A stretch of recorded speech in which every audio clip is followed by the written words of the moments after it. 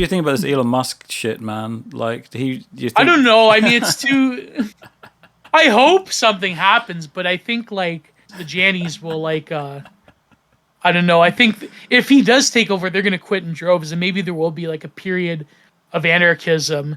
But like, I find it hilarious how, like in the one end, people say that Twitter is a private company; they could ban whoever they want. Yeah. But at the other end, people are saying that if Elon or some like shit poster takes over, it's literally a threat to national security. Because as we know, Twitter, it may be the smallest of the big ones. TikTok, Instagram, well, I feel like Twitter has an I feel like Twitter has like an outsized political influence. Elon's not That's trying the to point. target. That is like, the point. Yeah, exactly. It may be small. I mean, Twitter feels like small, right? It feels small. Twitter does not. But feel it's like where all of like in terms of world events, that's where things happen. Yeah, like shit. In terms shit of goes discourse. Down. So I mean, but people were like kvetching off the wall about this. Like, even like I made a tweet when he bought like 9% of the stock or whatever. I made a tweet saying Elon Musk is not your friend. Don't think Elon Musk is out to give you love, man. He's bring back Trump and cum graper 1480. Yeah, of course. We're gonna bring back. He's gonna bring back satire. He's gonna bring back John Rivers. Yeah. He's gonna bring back Reactionary Tree. Elon Musk is going to personally bring back Carlton Autism. He's gonna drag the big dog out of retirement. He's gonna bring back. Oh God, who is a big one that got banned? Well, BAP. I mean, he's going to bring back. BAP. But I said to. Well, I mean, I said to. Okay, kayfabe, but yeah, BAP. Yeah. Oh no, we know. Yeah. Let's not. Let's not keep one on the down low. But I said to White Dog earlier. I said like he's a fan of, I suppose, the potential of Elon. I'm not not going to like denigrate this guy's opinion. He's more of a kind of libertarian, I suppose, mindset about it. But I said, until, I think honestly this whole thing is just Elon just flexing his dick. He just wants to like prove that he can do like it's like that Simpsons episode where Bill Gates buys Homer out and like he flips over his table and says, "Buy him out, boys." And he just does it just because he can, You know what's funny is that they probably stole that from Duckman. Because Duckman had a very sophisticated episode where Duckman gets bought up by Viacom or so. They like had some kind of like play on words from Viacom, right? And he had to like the only way to get a job because he couldn't legally use his name or else they would come for him.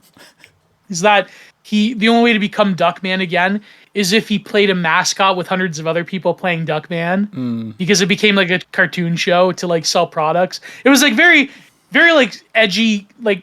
Not edgy, but like very like, postmodern approach to like critiquing 90s culture, which is like, what did Zizek call it? That's like a parallax where that you hide within the image of yourself sort of thing. Oh. But like, but here, like when Homer gets bought out by Bill Gates, it's like, well, I mean, it's not really that similar, honestly. It just kind of I don't know. I just think in these stupid vignettes, but I mean, he's got 660,000 likes on this saying that I made an offer. Oh, it reached 600,000, Yeah, it probably reached 1 million in the 1 million likes on that. 1 million. The amount of dopamine he got off the likes of that is probably worth it alone. I mean, how much is he buying this in cash with like 41 billion or whatever? What is peanuts to that guy. When you have 1 million followers, or when you have like how many followers does he have?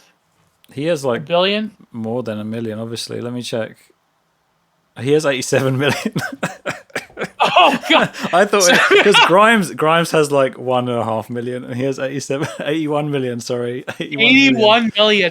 What does your notifications look like with that? Yeah, it probably just says like 99 plus all day and just never stops. He probably just has it all like literally. I mean, he's following 100. He's following 113 people, so he probably just has notifications only from people he follow. Right. Yeah, he probably has all of his like interaction and notifications. But he still responds to people in comments to his stuff, like even to weird, nobodies, right? I think he probably just polices his own thing, like hard style, hard mode. Well, apparently he does block people. Yeah. I mean, but I think like the fantasy that people have, like it's funny because like not to give away which Telegram group, but me and you know the one. People like debate, like hardcore, like white, like Wignats, like debating, like if this is a good thing or if this is a bad thing. They're gonna bring back our. No, it's like no, we don't need Twitter because it's like, you know, we are the vanguard of ideas. It's like, bro, you're just like in a Telegram ghetto. But like, in some ways, well, that was the Gab thing as well. I mean, did you see the Gab thing is interesting. You can talk because you have this burning hatred of Torba. I don't even hate. The thing is, man. Let me lay it on the line. Like, I don't even hate Torba. I think Torba actually is not even dumb. He's actually like a reasonably astute man. And I'd tell you what I respect about Torba. I respect the fact he kept his site alive and afloat, even though they did literally everything they could to destroy his site, right? Yeah, like they literally had CIA hackers go had people come in into servers and they practically ripped the servers out of the socket. So he had to literally buy his own servers. I respect that massively. Obviously, I don't respect the fact he goes around on Twitter and like says some of the cringiest stuff ever. Obviously, you know, maybe he's just trying to get negative attention, like, you know, because lots of people were just dunking on him for that, saying coming in, to me it just looked really sad. It looked kind of miserable, like, you know, he has to go and solicit Elon for like a petty 2 billion, you know, give me 2 billion, Papa Elon, and I will. And then he said we're gonna go attack them or something. He says we're gonna like go and I don't know. It was just cringe, man. But it's like Joe Rogan, or not Joe Rogan, was it Peterson, or who went to that one website that like nobody, then they all there's been a series of these. Obviously, like there's been Truth Social, and there's been Parler, and there's been, what was it, there was another one that died, recent one where they all signed up but then they didn't post anything. Yeah, that was the recent one where Joe Rogan left. He supposedly left Twitter. And Evan on Twitter was like saying like these people, it's all a scam. They didn't post. Yeah, they don't actually Evan. post. He knows he can discern this stuff so well. He has for the most. He's got that like homo refinement thing going on where he just like cuts in a really catty way to the core of the issue. He's a perfume lover. He is indeed, yes. That's why he makes such good tweets. That's why he makes such good tweets. I know he was like a fedora, but like well, those two things do go hand in hand, I suppose. You got to take the rough with the smooth. Take the rough with the smooth. Atheism. He especially, like, I remember the specific one he went after was the Eric Weinstein one. Yeah, that was amazing. Like, that was just beautiful. Yeah, that was poetry. He literally had like one post on this website. It's like, I forget what it's called, but it's sort of like in terms of video platforming. It wasn't Parler, was it? No, it wasn't Parler. It's See, that's just like, so sad that I've forgotten what that even was called. I have to put this in. Joe Rogan leaves Twitter. It's like when like, what was it? Not Rockfin.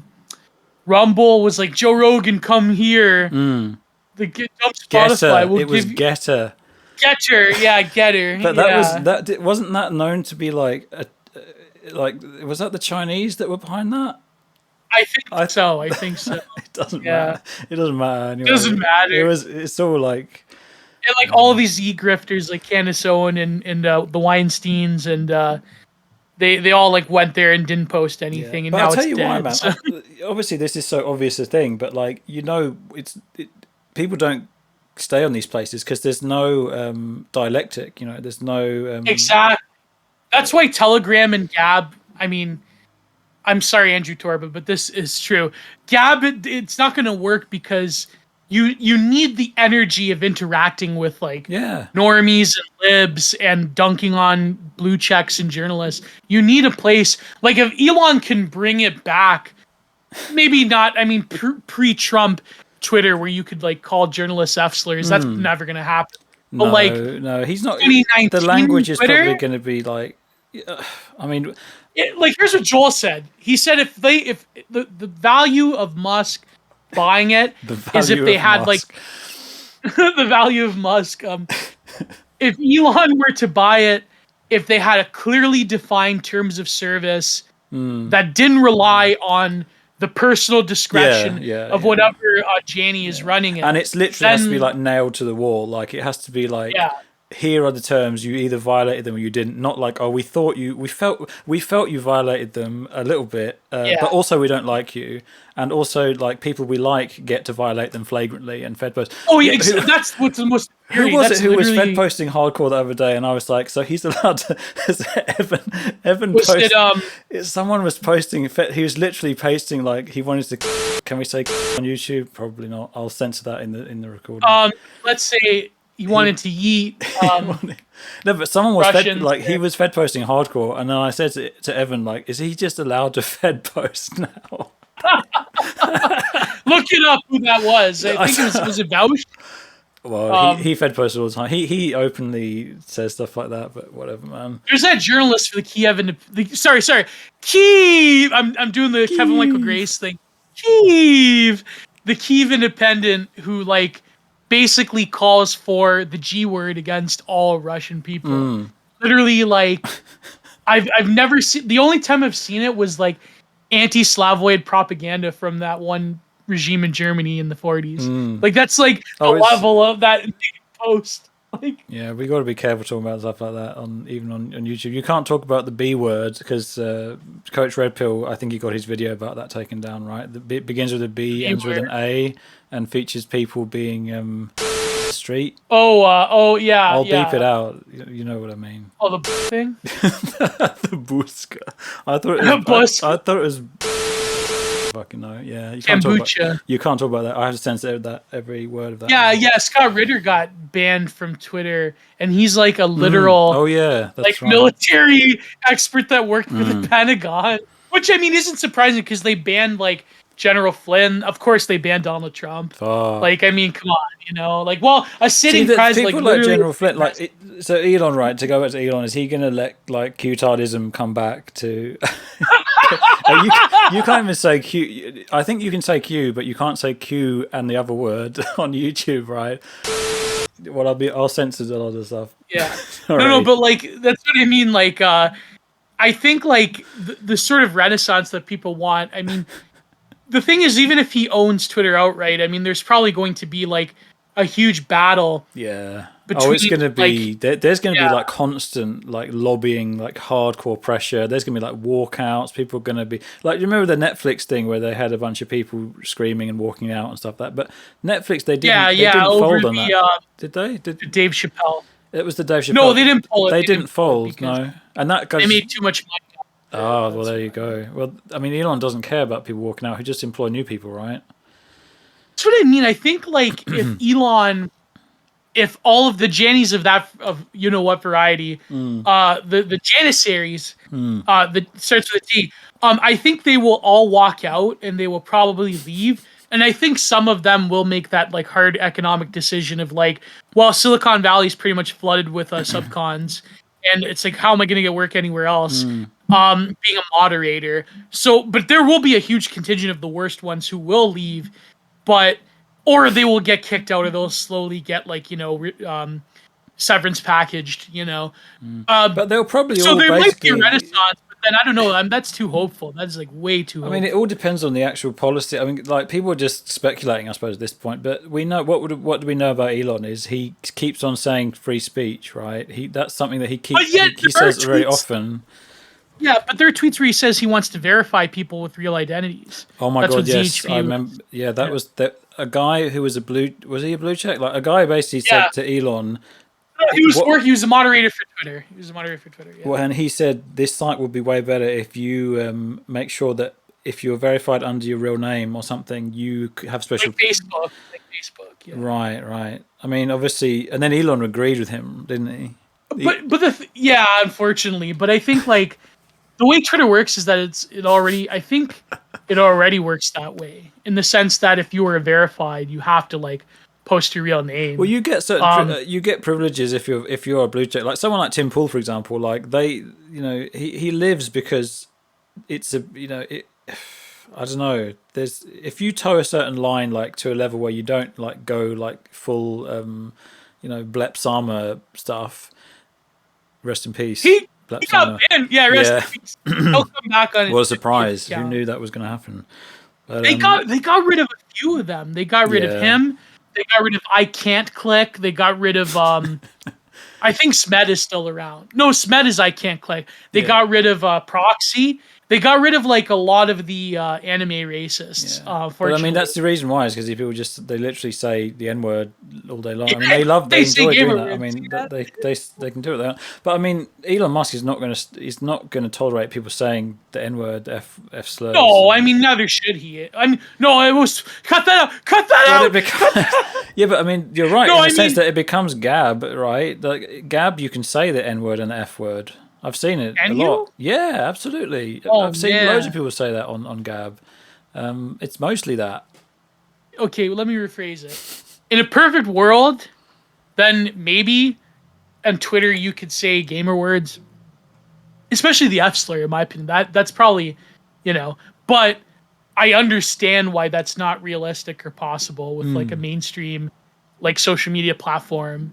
You know what I mean? Like, I can understand why you'd get like heated for like, should you get outright banned for posting gamer words? Maybe if it's not targeted against someone. I don't know. I think at the very least, I think at the very least the tweet should be just removed instantaneously. I mean, that would probably be more simple. I think that if you see exactly, the more sensible option would be if you were to remove tweets with and you wouldn't get outright banned, but you would probably get banned if you're like, targeting someone with it by like calling calling a person of particular persuasion. Calling Obama the N-word. Remember those Turkish people that went crazy on Joe Biden once? This was like last year. And they started like spamming him like, you had a gamer word president, you were his bitch. I literally don't remember, but that doesn't sound outside the realms of possibility. See, Richard Spencer, he was right about the Turks. That's the one thing he was right about. Oh, God. Oh, Richard Spencer. Oh, my God. Like his recent... Oh yeah, no, they're guys. The traitors, and of course they came back though. They got Russia, the Hutus with attitude got reinstated. Russians with attitude. Amazing. Got reinstated. Are you serious? They got reinstated? No way. Yeah, they did. When did that happen? They're on private. It happened like a few hours or like a day after they got banned. Oh my God, you're right. It's back. That's fucking insane. But they're of course. I think they're gonna still like. They'll always be private now though because they're just worried that people. But like, no, Richard Spencer with his like little caddy screen cap. Like, see, the traitors are gone. Traitors to what? Pan-Europeanism? Like, they're like, if you want, like, if you want to like drive Russians with attitude to that conclusion, then they would say, yeah, we're not European, we're Eurasian. We have a totally different thing. You're Eurasians with attitude. You're Eurasians with attitude. We're Dogonists with attitude there. I mean, Islamodugonists. We're Islamodugonists. But that's what I mean. Like the pan-European, like Evan said it the best. Like it's something terminally R-word that only like an American could come up with it. Like if you actually look at the history. No, really, he nailed that there, definitely. Like now he's got the kind of like Death in June. They have like the NATO and the European flag. Like I think Richard Spencer has the NATO flag in his sandal now. Mm-hmm. I suppose it gets into just like really quite boring territory when you talk about the whole Russia debate anyway. I mean... Yeah. It's sort of like the previous current thing, right? Like, maybe it wasn't like that in Britain or in America, but here in Canada, the culture war was like purely defined. It still is with like the C word, right? And so it's like the more that they put out propaganda, the more you feel the need to respond to it. And then it just becomes like this like weird hedonic treadmill where it's like I have to make a take against this terrible journalist from the Kyiv Independent calling for the G word against all Russian people. Well, they do make themselves incredibly obnoxious targets, I suppose, don't they? Yeah. But then, I mean, and you can't believe half the shit these people say either. Yeah. Like I always say to people, just don't believe a single fucking thing until after the fact, like until a long time after the fact. If it's not affecting you literally, like directly, I suppose you should be highly skeptical of like narratives, both pro and anti the thing. Like even like I watch the Coach Red Pill streams, and I'm highly skeptical of a lot of the stuff that he says. Honestly, I don't know. Just because if you get too much into like cheerleading, because he really can spin you like a yarn, where he's like he's very, very good at making you feel like emotional about the whole thing. you know. And Yeah, I don't but know what the I think fuck. he admits to that though. Like he knows he can spin people. Yeah, yeah. Well, he's he's a It's very confidence honest. man. Like, he's a confidence man. Yeah. He has like that grifty attitude about him, which he's always I had. That like since like in my opinion, he's had the most sensible takes throughout this thing. they seem But I reasonably mean, sensible, honestly. Like, but yeah. just I mean, And you gotta realize like he's like literally risking his life being like some vaguely pro-Russian. You know yeah, what I no, mean? Like I the can see that. SBU, they actually want to get him. Yeah, Like I'm surprised he hasn't been black card already. Like well, you know what I mean? yeah, yeah. I mean, again, I don't know. Something that appears on the internet, you know, is there's always more going on, honestly. So Maybe, yeah, yeah. yeah. I'm not saying that I he's just, lying about things. I'm just saying that like I can't have an objective like view on this because yeah. the whole thing is Well, just like strung people with saying he's like an emotional. agent of the Kremlin or whatever. That's like stupid. I mean, I don't The know. thing is, like, when you know it's saying an agent of Kremlin. It's like saying, "Oh, this person's a Fed, this person's a Fed," or whatever. It's like, you don't need to be literally employed by the Kremlin if you're doing the Kremlin's work, basically. And he is essentially doing the Kremlin's work, and that's fine. Oh you know, yeah, you know. that's big Giga Chad. Yes, but I know what you mean, though. I know what you mean. Like it is. But I mean, like, the reason why it is a tongue-in-cheek thing of like I know, like I'm trying to be objective, but you really know at the end of the day, like Coach Red Pill is one of the only vaguely pro-Russian sources there is. Yeah, yeah, and course. I think that's why he gets 100,000. That's exactly why, because people, I think people have this like I want to believe kind of thing where it's like, you know, I'm one of them. I really like at this point. I'm not like listen. I am at this point. I am. Can I even say this in Canada? I don't think I can. But fuck it. Like I've grown from like indifferent to vaguely sympathetic to the you know whose narrative, but now I'm like, fuck it, hope they win. Like, well, I mean, because it's so obnoxious to propaganda, and then just to see like the egg on the face of every single journalist and people with the fucking flag in their bio, to see them so upset and disheartened when Base Pootler erects a middle of Kiev. No, sorry, cut that. Sorry.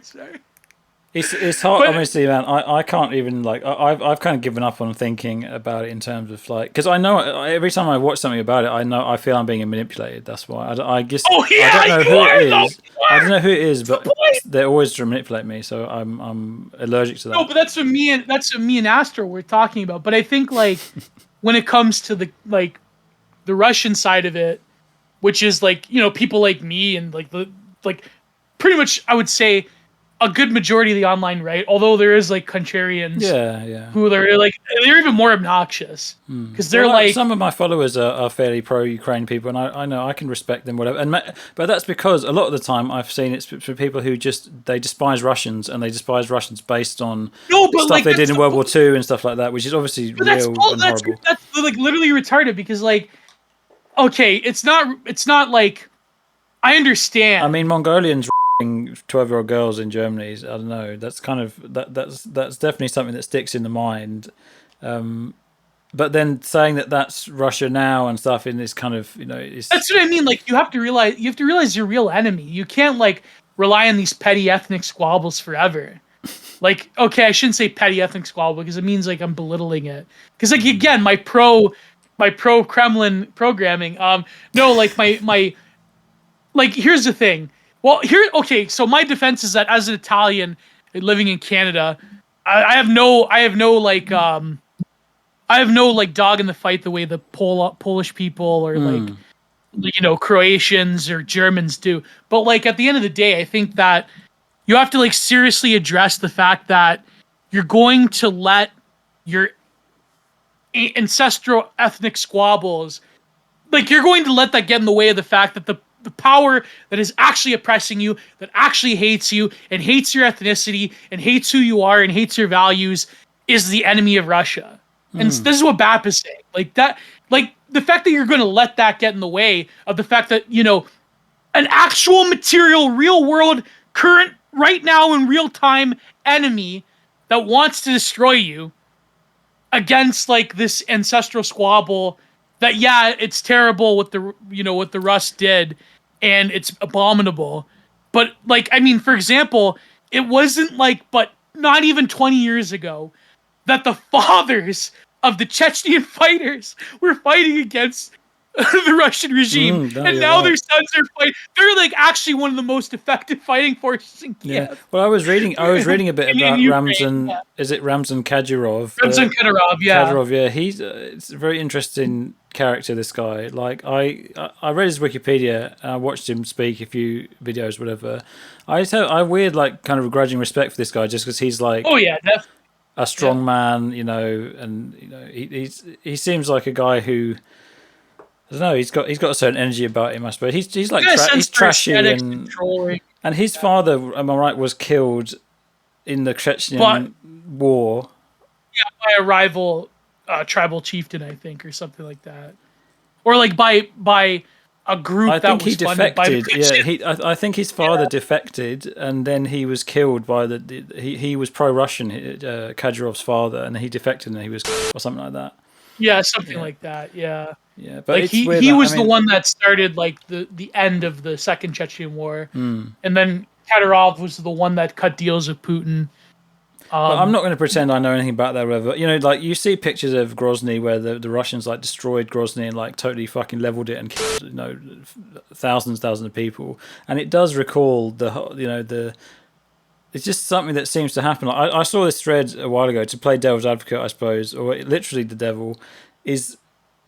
I saw this thread where somebody was basically saying this is every instance in the last like 150 years where Russia has done like colonialism and invasion of other countries and suppressed them and integrated them into their empire essentially. And there obviously was a lot of very severe cases. I mean, but then people say, oh, that was the Soviets doing that. The Soviets That's were, not like you know, in the 2010s. I mean, the Russians were almost surprisingly tolerant of, and this is what Ritter says, like they're almost surprisingly tolerant of like NATO encroaching on their territory, and like why no, I definitely agree Russia, with that. like just because of their landmass, has like this particular schizophrenia with their neighbors invading them, and like you know what I mean. Like there are people like they're like pro, like let's face it, pro Azov people in the West, like in the far right, who they're like, well, you know, they're basically kind of like boomer post, like Fox News boomer, like the Dems of the, like the libs are the real Nazis or whatever. Like it's like I don't think the Kremlin cares about what Fox News is saying about, you know, they're the real racists, they're the real Nazis. Like I mean, well, Coach Rippo, he says they don't care about fighting a kind of a propaganda war or whatever, and it's true that like across the board, I've seen like so little relatively propaganda that's like that Russia's been putting out. I think they just don't care anymore. Like because they know they can't win, they'll get banned anyways. Yeah. The propaganda is like it's really thin on the ground compared as opposed to the NATO and the Ukrainian propaganda. I mean that Zelensky fellow, I despise him. I think he's horrible. Oh yeah, he's murdering his own people, in my opinion. Yeah, I think he's a very, you know, whoever's pulling his strings, I don't think he's pulling his own strings at all. Obviously, I think he's getting his orders from, and I think he's got his balls across the fire, basically, where he has to do this sort of stuff. I don't think he's as Machiavellian. He's got both. He's got like the left nut and the right nut. Like in a vice. He's torn apart by horses. Yeah. Yeah, he's drawn and quartered. Yeah. Because the left nut is Victoria Nuland and the West telling him that he has to keep fighting, he has to go on, he has to martyr his own population. The right nut, of course, is right sector, who is like now basically pulling the strings of the military, and Azov Battalion and other far right that hate him anyways, saying that if you like retreat any, like the Soviet, ironically enough, if you retreat one step, you're done for. Oh yeah. Well, they'd shoot him. So they'd as soon as anything, you know, they'd call him a traitor. Well, the head of the right sector told him to go fuck himself. Like I mean, that's. You know, no, but let's face it, he is murdering his own people, and that the West is provoking him into doing this and telling him, like, he wanted to talk to the Russians, and then Washington told him no. Like, I truly, I don't know. See, that's the thing, man. I can't say on like details and stuff. So I can't say for sure any details or whatever. I just know that guy is very sus to me. He gives me a very bad vibe. I don't like him when he speaks. I don't get a a pleasant feeling from him at all. And I don't He's a think Justin Trudeau figure. He's a Justin Trudeau figure. The fact he's that he feels even more corrupt to me than Trudeau. I think he gets all sorts of he's got all sorts of funding and all sorts of stuff in the past. he's a millionaire. Yeah. He's not an authentic. The problem is that he's not an authentic expression of Ukraine either. He's like, if Ukraine, I mean, Ukraine doesn't really have a hope, I think, for having a sort of authentic national expression in the way like Poland did in the 20s or whatever. No, I don't think so either. I think when they were really building kind of a unique sort of Polish identity with their own art and everything and their own. Now it's just going to be a vassal state of Russia at this point, obviously, and it's going to be I don't pretend to be an expert on any of these kind of things. I just No, we are. We'll never find out. I think we'll never find out till years later. And I'm not an expert on Putin at all either. I want to read the whole thing of Putin actually has made me want to do a proper like portrait of him and do some art to do with him. But I don't want it to be just specifically. I don't want it to be just something that's glorifying him. I want maybe to read some biography of him and an honest biography. That fellow Matthew Raphael Johnson guy who is probably the most Russian shill I've ever heard in my life. He literally, I mean, that is literally a Kremlin shill, like unironically. Like, who is he? Matthew Raphael Johnson. He's a guy who's like, he comes on Keith Wood sometimes and he talks about Russia. Oh, yeah. He does a radio show where he just basically like toots Putin. He toots the Orthodox Putin Kremlin horn. Literally, he's paid. He's bought and paid for. Yeah, the Matthew Raphael Johnson guy. He recommended a book on Putin, which I was kind of interested to read, but. Is that's just to be like going to be blanket praise and just saying, oh, he did all this great stuff and he exorcised all the oligarchs and he removed all this economic corruption and blah blah, turned Russia from a third world country into a first world country in 20 years and stuff like that, Yeah. And that's great to hear. Is at least partially true. I mean, obviously there are facts about like stuff that Putin did, which I don't know particularly. You hear these stories. Oh, he removed certain oligarchs. He made the oligarchs like bend to his will, and the ones he didn't, he kicked them out of the country. Or he did other things to them. Or the ones that survived. Yeah, that's right. I mean, and obviously, if there's something again about Putin that I really find quite respectful, and I think he has a certain I was just thinking today, like the amount, like the sheer strength of character it takes to like do the stuff that he does. Right. Any one of us like would never be able to do anything like that at all. Like we look at these people and we're highly critical of these people and like say, oh, he's a bloodthirsty war criminal, blah blah. He, ethnic whatever aside. But there's people saying, oh, there was a famous tweet recently where the woman was like, was it Lehman or whatever? She said, that is a man who is secure in his masculinity or something, and he's standing next to like this big rocket, and it's like. No, that was Julie Loft, the sometimes lover. Sorry, yeah, So, and then they're basically trying to say, oh, he's, but the stuff. But it was a Yuri Gagarin replica. It had nothing to do with the war. No, it was their space day or whatever they call it. But then people were saying, oh, that he's promoting this space program thing because he's trying to like. Distract from the fact they're losing and all this, nonsense, whatever. Oh, but again, I think like this is Coach Red Pill saying this, but the narrative that they're losing and they have to resort to dramatic things, that is like total BS in my opinion. No, I don't think they're losing. I think they've obviously had some setbacks they did not intend. They had tons of setbacks. I think they anticipated that there were like whenever Russia does a war, they seem to have some major fuck ups. It happens all the time. It's just I think the way that they roll is just they're not really a very efficient, smooth machine. They doesn't mean they don't get the job efficient. done. Yeah, exactly. They learn on the go. They've always done that. Like that's how they beat the Nazis as well. They adapt really, really well. They're not rigid in the way the Germans were, where they have these tactics that they will put everything in to get their result. I think the Russians definitely, and you've got to respect that about them. I mean, they did like butcher however millions of their own soldiers. Yeah, absolutely. I mean, during the war. It's a very dark existential kind of thing. Like the nature of again, it's something that we, I mean, as an English person, cannot we understand. value exactly. We have a certain value on life, which I don't know if the Russians necessarily do. It's not that they don't.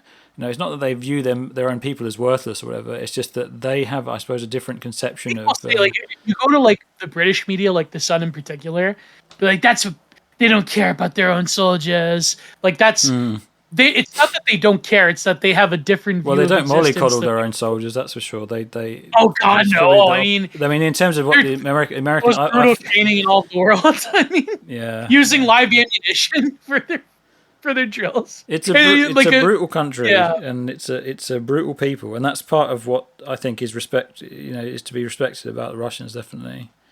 Yeah, and to Ukraine's credit, they are fighting hard. They're fighting for their lives, literally. Yeah, But yeah.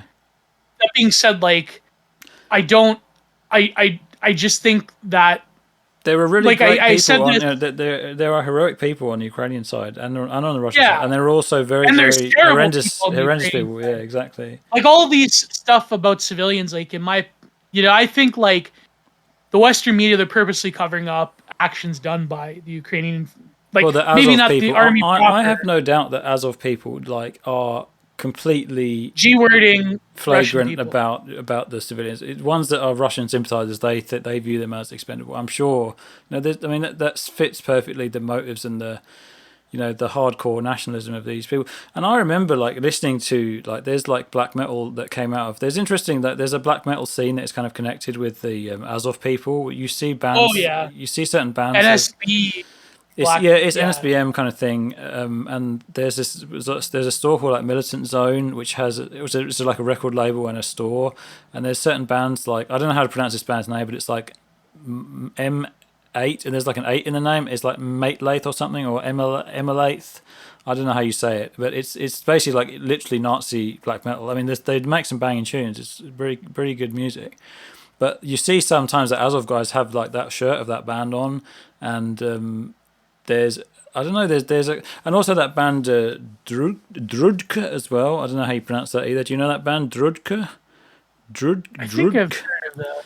Yeah, something like that. And they're Ukrainian, and they have very nationalist, very very good music, and very nationalist leanings, let's say. But I don't know how that came about. That's really like that's something that I don't know either. Like, how did this neo-Nazi faction get so ensconced in? I mean, if you look at the history of the Ukrainian World War II, I mean, what with what was his name, Bandera or something? Was that his name? Yeah, Stefan Bandera, the weird guy. There with the was, hair. like, from what I know, Azov was basically an amalgamation of like different far right groups and paramilitaries in Ukraine. It was just that Stefan during Bandera, Stefan Bandera was a Ukrainian politician and Nazi collaborator and theorist of the militant right-wing Organization of Ukrainian Nationalists.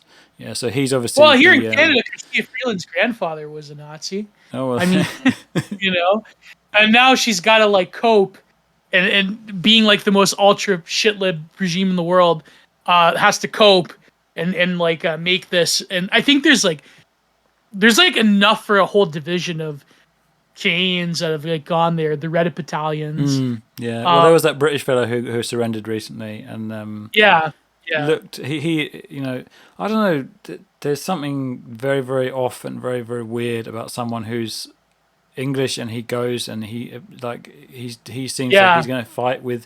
He fought in Syria and stuff as well. Like people like that, I feel like they have like literally a death wish and they have a death drive or something like that. Yeah, well, did you see the Coach Red Pill when he said he's like, which is kind of true actually in history, how the British have this like the British upper class, they have like the seething like G-word hatred of the Russians, and that like they're just a very like There's something where he says like in some of these streams, like he said like some really really horrendous like seethingly hatred statements that were not kayfabe at all about Americans, like. They're just fat, disgusting, vile, whatever. And maybe you want to frame it in that way, where Americans, they have this kind of self-hatred thing going on at the moment, where they're like, we just want our country to be destroyed, and we hate all of the horrible degeneracy. We want it to all collapse. Let's collapse. Yeah, I want Canada. Oh no, not. I don't get it, man. I honestly, I don't myself. I don't really get it. Yeah, but look at modern Britain. Don't you want that to be destroyed? Like, don't you want this? Not like, at all. world? I never want England to be destroyed. Like, I don't. Not England per se, but like the modern, like understanding. Obviously, when you have like corruption, like it's a very fine line, obviously, between like people saying that the regime that rules you is corrupt and the regime should be overturned or whatever, Right.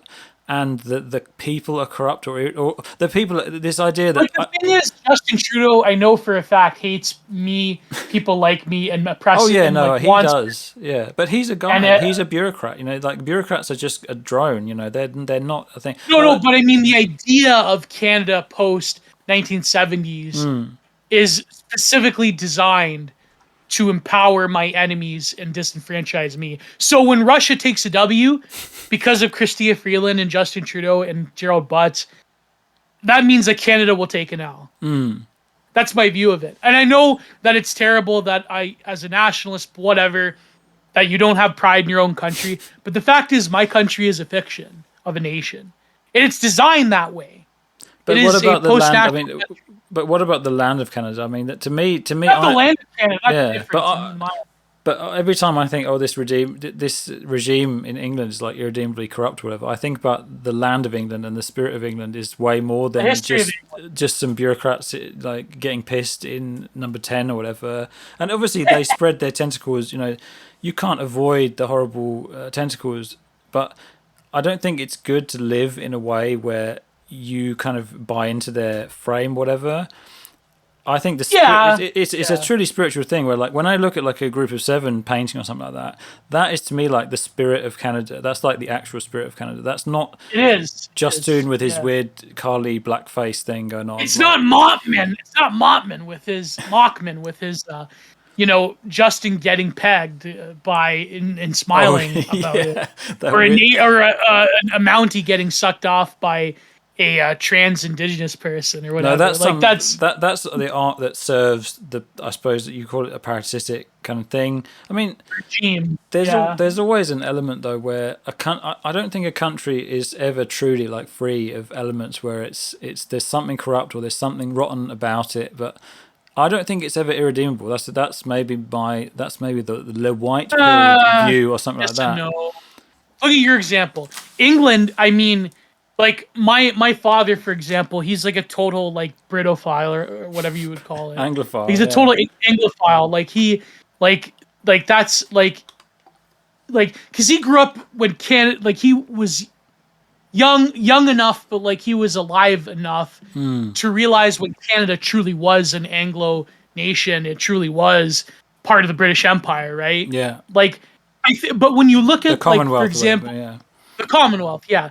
When you look at the history of Great Britain, when you look at the tradition, when you look at how it basically shaped all of world, like if you name one country that shaped all of world history, what would that country be? Two countries, maybe. Yeah. And I know this is Eurocentric. Two countries: Italy, Rome, and England. Yeah. Maybe America. It's a modern thing. In terms of like the way that the world understands itself over a course of centuries, yeah, absolutely. I mean, over the course of centuries, linguistically, culturally, and legally, it's Great Britain. Now you look at modern England, you look at the modern UK, and what these fucking people say about the history and the culture and the people of Great Britain. Look at what they say about it, and they're importing like ridiculous American multicult notions of itself. Like, don't you look at that, Matthew, and say, this regime is irredeemably corrupt and that they are destroying the essence of one of the greatest people. And I know, like, here's the thing, as someone who is sympathetic to counter Anglo ideas, I'm not saying great in terms of, like, good. I'm saying great in terms of impact. We did good things for the world and we did bad things for the world, like that. That's every country. But in terms of one of the greatest people in human history, the British, do you not look at yourself now and say, "My God, what happened"? I mean, sorry, I'm doing an Oswald Mosley. No, on a serious level, that is interesting. But I mean, the thing is, maybe this is some kind of Heideggerian notion, and it's not good, and it's not eternal or something. But I think them out. Britain, all the British. No, but I view myself as part of a cultural moment. I'm just I exist in this particular moment in history, and England is. I make up England. That's the thing. I'm not a separate entity. Whereas I think that the people who maybe you get this idea that they're this, trying to destroy something. They don't view Right. themselves as part of England. They don't walk around and look at the landscape and they think that this is something that's spiritually in them, or maybe they think like I don't know. Again, there's a big variety of different ways to look at it. But the thing is that There's a certain section that they are subversive and they have a particular revolutionary spirit, but like that's besides the point. well, there's all types of revolutionary spirit. There's the revolutionary spirit that makes the British have revolutionary spirit as well. But Yeah. I suppose you'd say the revolutionary spirit that makes them put a picture of Stormzy in the National Portrait Gallery or something like that. That's. But then Stormzy is also American. That like Stormzy. That's like again Floydism in America. Yeah, like, it's not Fordism, Floydism. Like that's the same type of cultural politics that we're even seeing with the response to this conflict that's happening in Ukraine. Like that's. Sorry, go ahead. I cut you off. No, it's all right. I mean, no, I'm just thinking in terms of the American cultural colonialism, whatever. I mean, it is definitely a thing that affects us here. You have people putting up the Black Lives Matter signs and all that stuff outside of even secondary schools over here have this sort of thing. And I obviously don't really appreciate necessarily the racial conception that America gave to the world. That's but in a way, I can't do anything about it. That's not something that's a paradigm that was established through historical things and empire and all that sort of stuff. And we're a fallen empire, obviously, in England. I went to the V&A the other day and I looked at all the wonderful monuments and things that they built to Queen Victoria. There's little maquettes and little models of the Albert Memorial and this wonderful dish that Alfred Gilbert sculpted that was presented to Queen Victoria for her jubilee or something. And that you can still. The thing is that if you look at those things and you go around there and you really, because no one else. The thing is, no one else is looking at them at all. The place is virtually empty. A lot of these rooms. Yeah. They go and they look at maybe the Greek sculpture and things like that, and the world. The world art. But a lot of the British art and the British culture is kind of underappreciated. It's a bit dingy.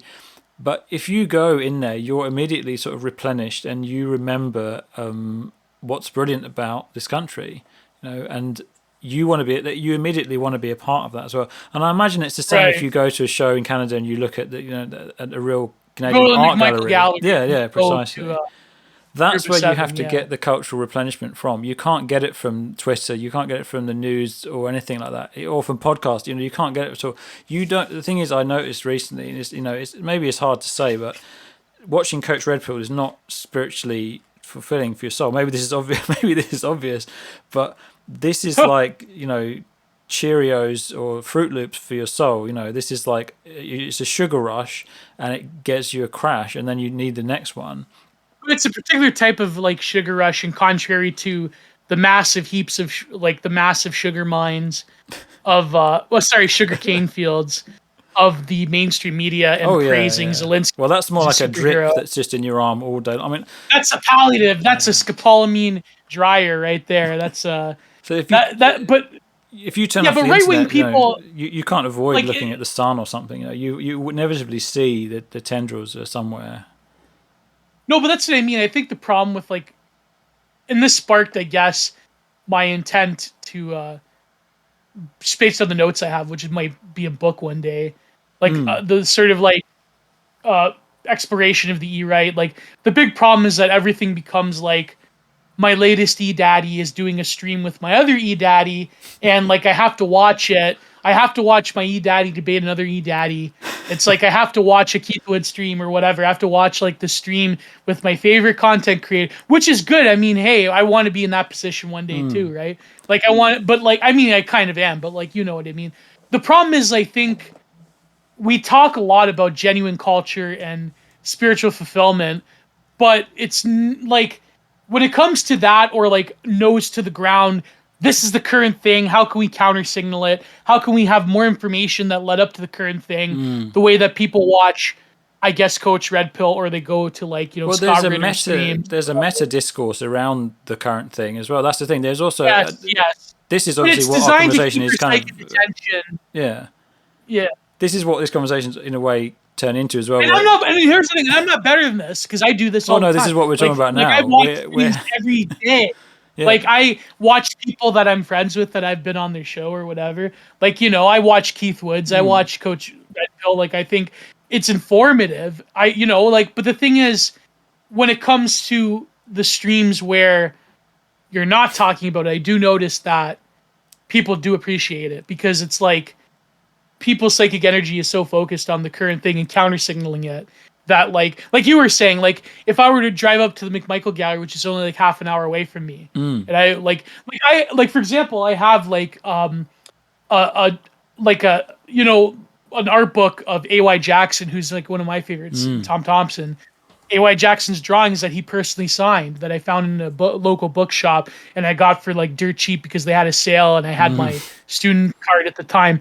So it's like I can like literally like look at that and as a Canadian, like it's significant to me. Yeah. But it really pains me when I say that because we don't have the same level. Like North Americans in general, like Amerifats and Canadian like Leafs don't have that same pull of like when you say I'm an Italian, I'm a Nigerian, I'm a British person, because we literally are like such, not just a new country, but our own conception, especially in Canada, our own conception of ourselves. When I say, I hate to admit this, when I say I'm Canadian, that almost evokes a disgust response in me. The way that these people have I think that's really sad. I find that honestly really sad. Not in a pathetic way. Not to say you're sad, but I'm saying that I mean, I think that throughout your life, maybe you need to find a way to extract from the rubble or whatever the essence like of when I having to say that.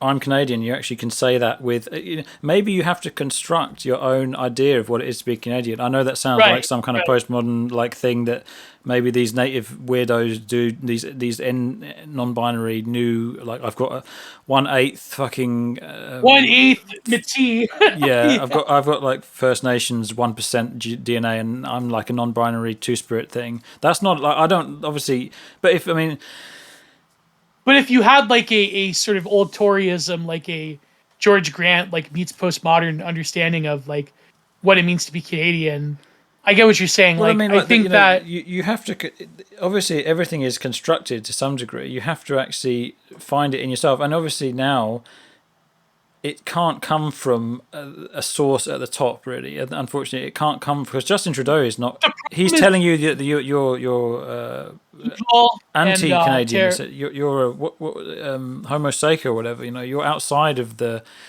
law. The law, exactly. So how could you have to then define your own boundaries, I suppose. But to define that through the sense of abandonment is incredibly difficult.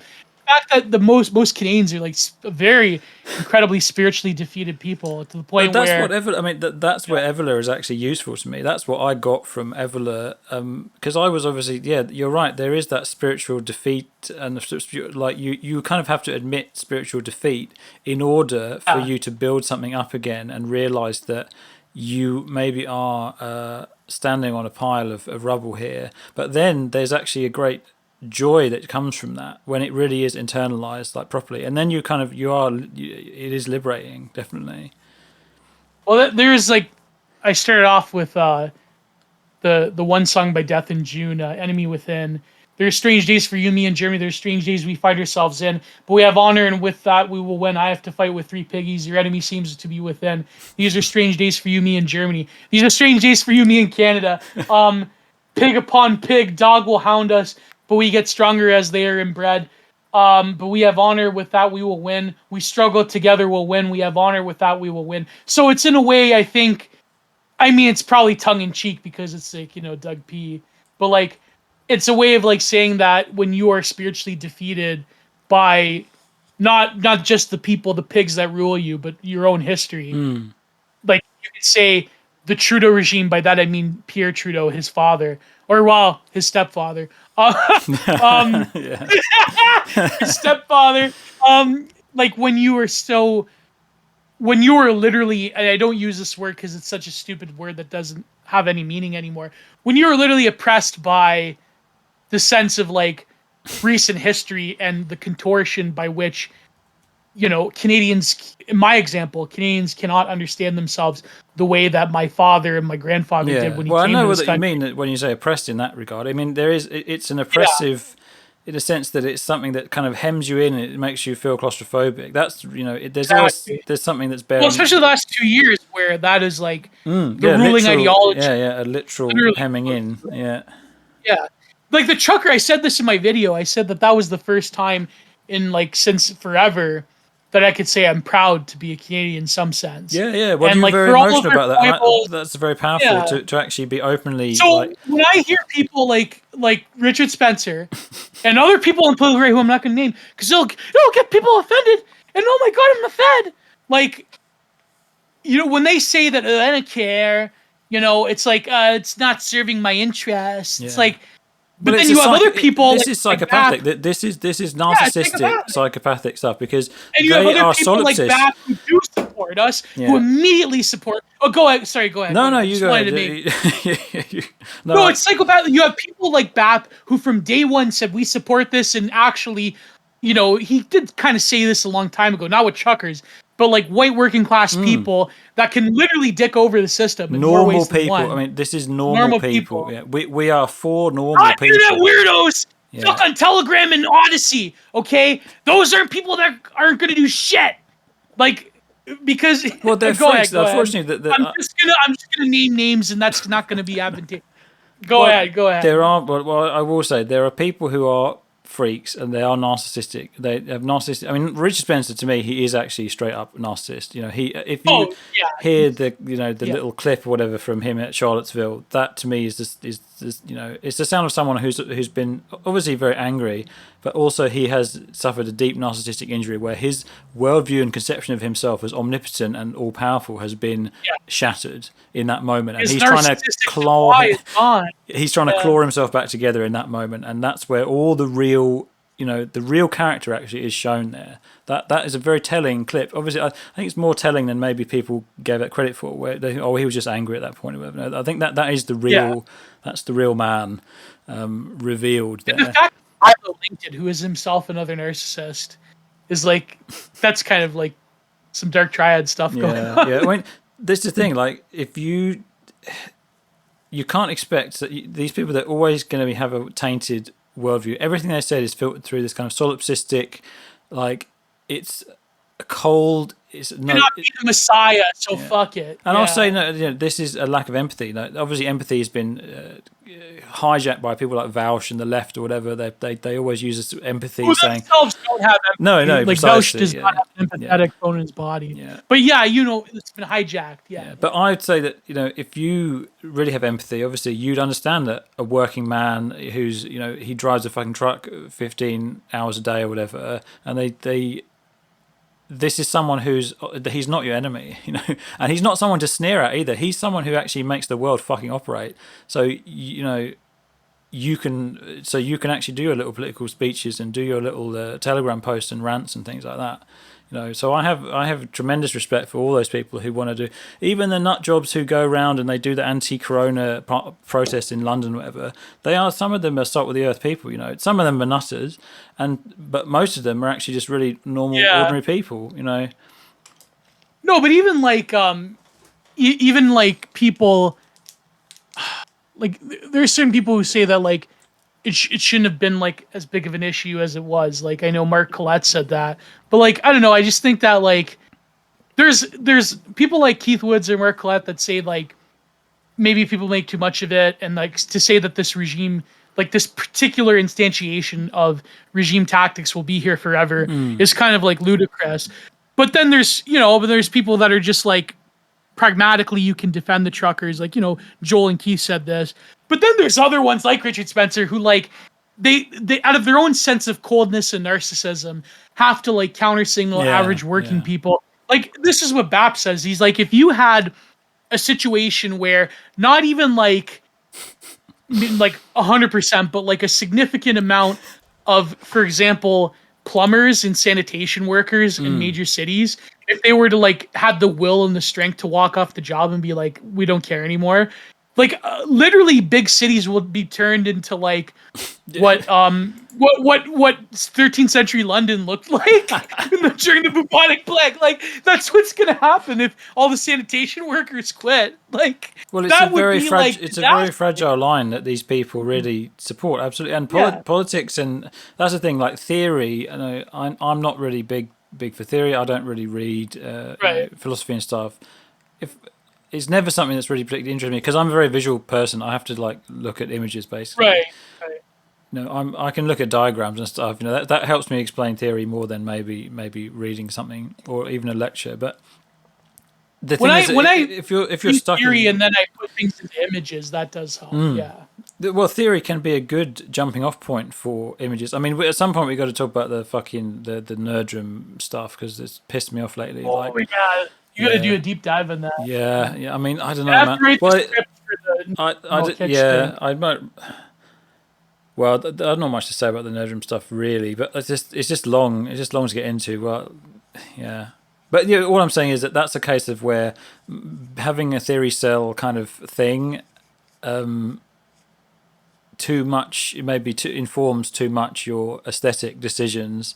This whole Yes. thing where Kant is responsible for everything that went wrong with art, and he caused art to take this direction where we ended up with contemporary art and stuff like that. I mean, maybe you have opinions on that, but Um,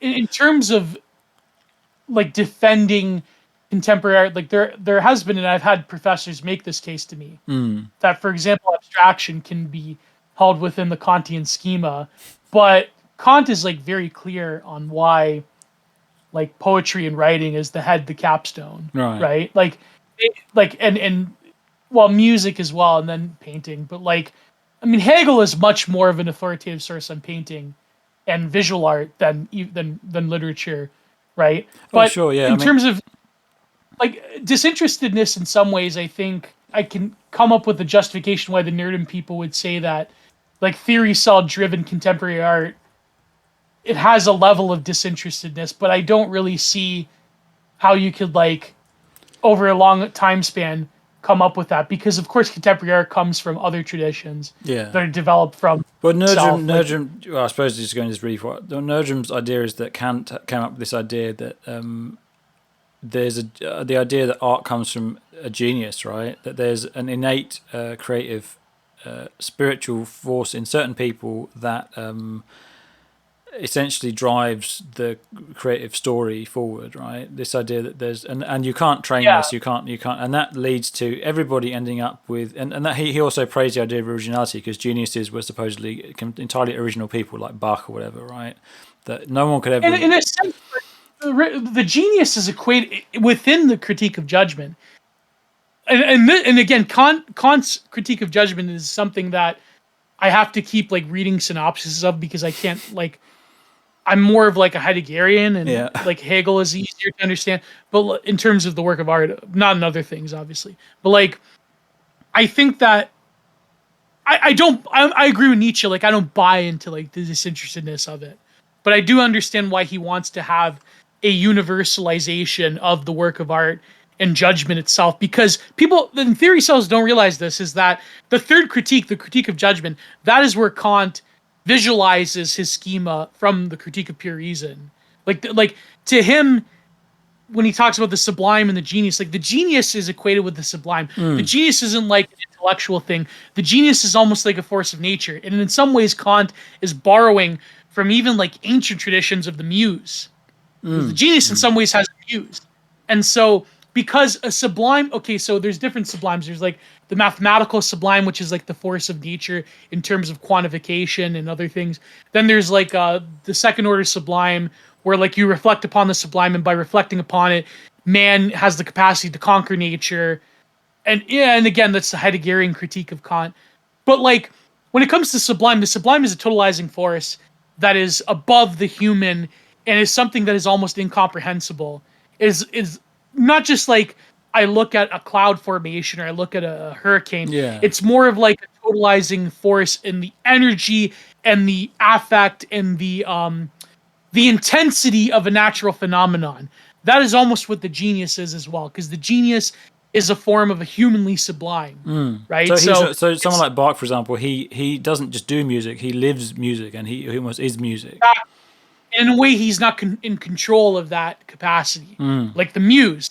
So for the nerdum people to be like, that's contemporary art, man. Like that's. Well, he's saying that led to contemporary art because everybody started viewing themselves as a unique genius, I suppose, or Entity within themselves. Yeah. But it didn't in a way because contemporary art they sloughed off the idea of the muse. Except for I would say late modernism with people like Pollock and people like Hyman Bluth and Arshile Gorky and like other ones like that were very like spiritually driven. Like the nerdum people, they like this is where Paul Talk is right, is that they're just as contemporary as any other form.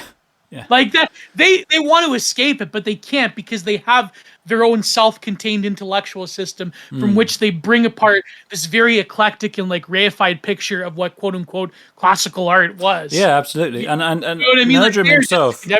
That's a really interesting point, actually, because it reminded me that Nerdrum himself, he's really obsessed with like the Greeks and having a supposed like classicism in his work. But then I was thinking like this whole idea of classicism, like I don't want to get too much like fucking woke here or whatever, but this idea of a classical thing, right, where like like the woke nowadays, they say, well, our view of classicism is always filtered through like colonialism and the exploitation of blah blah blah, and we can't view it was we can't get an objective picture. Like they talk about the statues in ancient Greece or whatever, where like Susan Sontag essay on beauty being fascist. They were essentially where like they have these white statues that in the past were all colourful, and our view of the classical world is just not at all like the same. And which I kind of agree with, honestly. Like I think that obviously, like someone like Poussin, for example, right? Like Poussin, he's always cited as like a great classicist or whatever, but he, to me, like he's doing a 17th century French thing. He's not doing that. I mean, because that's of his time. But then Paul Rose would say that was Heideggerian. Me saying that you can't. He was because Paul Rose would say Poussin was doing something eternal. He was doing something that always, But I don't think it's bad to say that Poussin was doing something of his time. Just in the same way Alma Tadema was doing something of his time. Like Alma Tadema. Yeah. He was the guy who we got the idea of, the classical world from in films like Gladiator, for example, right? So Ridley Scott, he looked at Alma Tadema's, but then there's... Well, who was the first art critic that Bap was talking about? He was like considered like the first art critic who talked about the ancient Greeks and how it wasn't rather politics, like politics becoming the cult of everyday life is a 20th century invention, right? 19th century, 20th century invention. It was rather aesthetics and beauty became the metric of civilization, not philosophy, not politics, but rather the aesthetic image of perfection informed all life and politics and philosophy. And so the ancient Greeks, when they were the first to discover representation as such, they did it in terms of a kinship with the spirit of Greek civilization, reflected through the work of art. The body becomes the work of art. Politics becomes the work. But these were like perfect. I suppose these were almost like when you look at classical stuff, like real Greek classicals, not the Roman copies or whatever, which are obviously decadent and kind of worse. You have this very like you're right. It's not like saying more than it needs to, which I really like about like that's what people who've looked at classical stuff and come up with modernism, like a lot of them, they understood that you didn't need necessarily all these like bells and whistles, and it was almost like I suppose a sublime form of something. Like the Hellenistic, sculptures, whatever, they had this sublime form of a person where it's not too exaggerated, but it's also kind of perfected. They're looking for something that's perfect. It's like the later Renaissance as opposed to the early Renaissance. But the later Renaissance, I think that then people would say, it got kind of lurid, and it got kind of like, how far can we take like this very, flowery kind of, it says, it has to say like these very like ornate, overdone kind of gestures. And then skip ahead to Rubens, and then you get like... But then there's always a kind of a stripping, there's always kind of like a stripping back, and then there's a kind of outgrowth where people try and make something more kind of ornate, and then they strip it back again. I don't know. Even Rubens did that in that he perfected with his religious works these sort of expressions of the Baroque and the later Renaissance. And people don't realize, like, they don't look at that. They look at like the sensuous erotic works. They look at, his still lifes.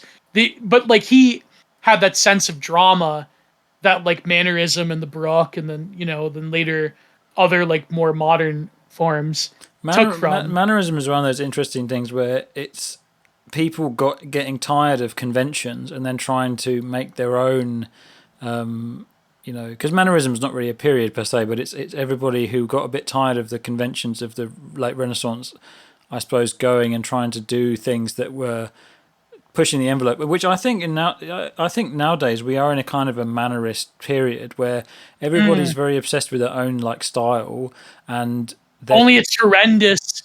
Well, some of it's horrendous, but then some of it obviously is like Fenn's work or whatever, where it's very much a style, but he's trying to push a certain envelope. He's using a manner to try and get outside of a current paradigm, which he's viewing as like stultifying and too enclosing. Which is good and interesting. Like El Greco, obviously, El Greco, he was a mannerist who pushed it beyond, and he pushed it into modernism. He didn't know that, obviously, but he was, he pushed that into expressionism and into modernism because he had such an idiosyncratic, eclectic kind of collection of influences. Even you could say the symbolists learned from the mannerists as well. I mean, like for example, like something I wanted to attempt was like the Moreau painting style of having very abstract tones and gestures and depictions, but then later he would like white write or like black write. Yeah, that's right. Would create the details. Yeah. I think that's also how Orientalist painters, that's how they managed to produce very quick illustrations where they would have strokey, abstract representations of elements, and then they would then later almost used almost like sketch details onto the painting, which I find very fascinating. Like the Chinese do it in some ways too. That thing Moreau did. I actually have a book about Moreau, which talks about his museum, where they do explain his reasoning for adding in some of those white outlines and stuff. But I can't remember. Was it to save time, or was it? No. It was a deliberate thing, I think. And he was influenced by, again, it was like Oriental. He was influenced by like Indian textiles and things, and just throwing in like a whole bunch of. But obviously Moreau, he was doing stuff that was not really in the vogue of his period, because he was at the tail end of kind of French academicism, and he was viewed as an eccentric in his own time, definitely. Even though he was a respected teacher. No, exactly. He was the antithesis. He was the antithesis of Bouguereau, but he was still respected. Even though he didn't show in the salon, Moreau, I believe he stopped showing in the salon after he had some. He had some upset with it, basically, where he decided he wasn't going to show in there again. But he did show in his. Obviously, he had his own house, which was his museum, essentially. And he sold privately, and he taught loads of students, including Matisse and stuff. Oh, he taught Matisse. He taught Matisse, but he obviously Matisse. I don't think he taught Matisse for particularly long, and I think the thing about Moreau's teaching is he taught people not necessarily to paint like him. He just taught people to experiment, which again at the time was very out there, and that's why you look at Moreau's students, they actually, none of their art looks like his, which I really like. Well, in a way, that's a violation of the atelier tradition dating from the early Renaissance with Titian, where you would have like the student would become, in a sense, an imitation of the master.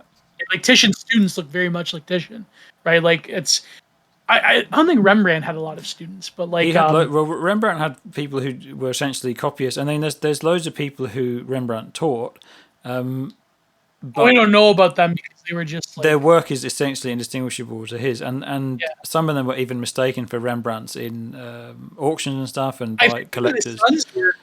He taught his sons, and they were like mistaken for. But this is like Nerdrum. This is exactly what Nerdrum he's doing. He wants to be Rembrandt. All of his students are basically Nerdrum, except he's a wanker. So, Nerdrum, yeah. Except, I mean, he insulted me on Facebook ones. You know? I mean, and his son, I think he's got two sons, and one of the sons does the video production, which is very, very pretentious and very like has this particular style. Like his in Scandinavia or wherever. Well, it's like in Norway. It's in Norway, but they have all these kind of very like carefully chosen like rustic sheds, and everyone wears these similar kind of old timey clothes, and have like these ceremonies he does with. It's very culty. It is culty. I bet all the women sleep with him too. That's probably. Well, he is married. I don't want to cast aspersions on Nerdrum's being a faithful man or whatever.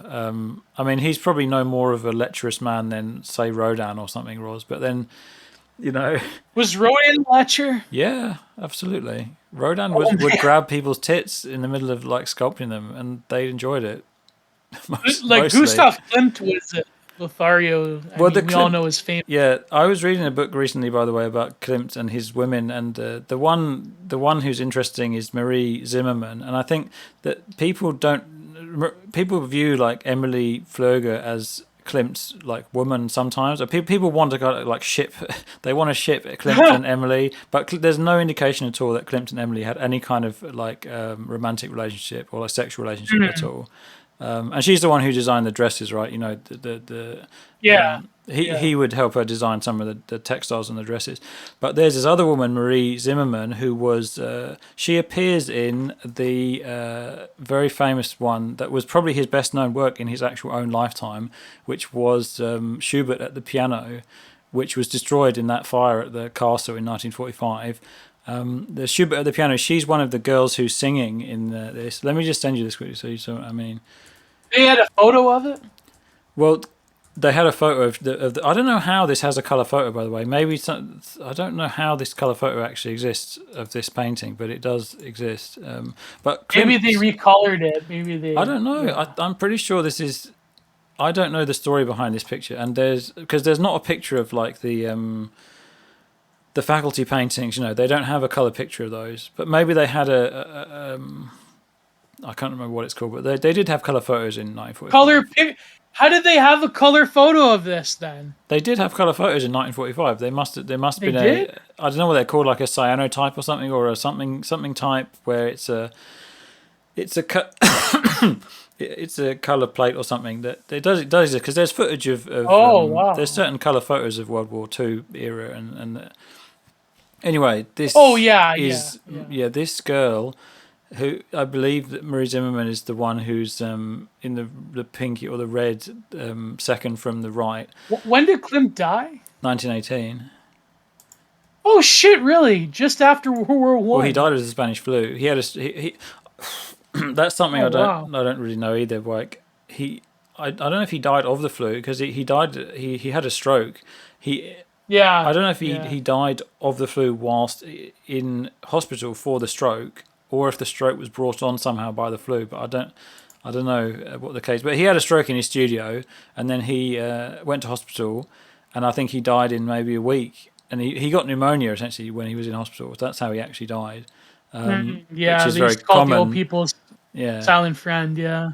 But then he was only like 60, I think. Yeah. I think he was 58 or something. He wasn't very old at all. But then the last thing that Klimt said when he was dying, he said, "Send for Emily." So he obviously wanted Emily to see him because he loved Emily in a sense where she wasn't like a lover or something, but she was his like his muse or his companion basically. But the girl Marie Zimmermann here is the redhead one. She appears in other paintings by Klimt as well, and she actually was the one who had two of his legitimate. Well, they weren't in marriage, but she had two of his sons, and one of them died. He had a 1-year-old son who he died when he was 1. Called, I believe he was called Gustav as well, I think. But then he drew his son's dead body as well, which is something that is a rare. I think Monk paint a dead woman, or was it Egon? Well, Egon did drawings of Klimt when he was dead, which is another really interesting thing. Yeah. Well, Klimt drew a lot of people who were dying. He did famously a picture of a dead girl who was surrounded by flowers. The parents of this girl asked Klimt to paint their daughter when she died, and she was I lying think I in. saw that one. Yeah, it's very poignant. But yeah, Klimt, he had 2 children with Mary Zimmerman. One of them survived and became a film director, I believe. Was the but obviously they don't have Klimt's name. They don't have his surname. Yeah. They're called Mr. Zimmerman. I don't know his first name. Well, that's symbolic. A young girl dead among flowers, like Yeah. Death Bloom's idea. I mean, that's like the sort of the eternity of a young woman dying. Rhea Monk on her deathbed is what the picture's called. Let me just send you this. It's really cool. Yeah. Oh yeah. Wow. And this was kind of in a transitory period because he did this this was in 1912, so the secession had been well on its way, I think. But he did this interestingly in a kind of a more academic-esque style. Yeah. He wasn't like full in his like expressionist mode at this point.